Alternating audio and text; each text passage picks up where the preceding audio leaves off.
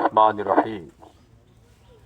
আমাদের ষাটখালী গ্রামের একজন সুনামধন্য ব্যক্তি, অত্যন্ত শান্তশিষ্ট ব্যক্তি ছিলেন মশিউর রহমান, আমাদের প্রিয় ভাই।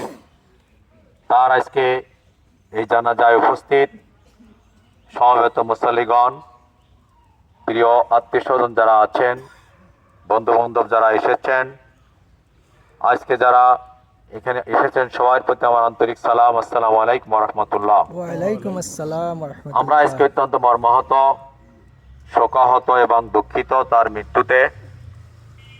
আজকে আমরা শুধুমাত্র তার জন্য সবাই দোয়া করব, রব্বুল আলামিন তার জীবনের সকল ভুল ভ্রান্তি ক্ষমা করে দিক। তিনি জীবনে যত ভালো কাজগুলো করেছেন, মানুষের উপকারে কাজ করেছেন, সামাজিক কাজ করেছেন, দান সৎকার যা করেছেন, কোরআনের ভাষায় বলতে হয় আল্লাহ রাব্বুল আলামিন বলেছেন সেগুলো আমি 700 বা তার অধিক গুণ বৃদ্ধি করে দেব।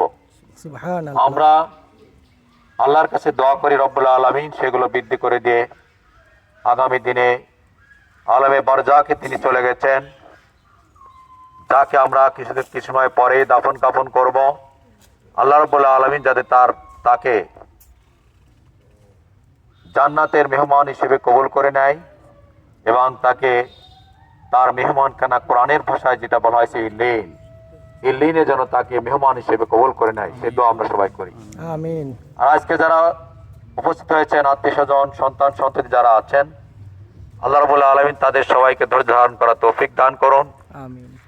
আর আমরা যারা এখানে উপস্থিত হয়েছি, আগামী দিনে আমাদেরকেও দুনিয়া থেকে এইভাবে বিদায় নিতে হবে, সেই বিশ্বাসটা যেন আমাদের হৃদয়ে আরো দৃঢ়ভাবে ধারণ করে আমরা সামনে যেতে পারি, সেই তৌফিক আমাদের সবাইকে দান করুন।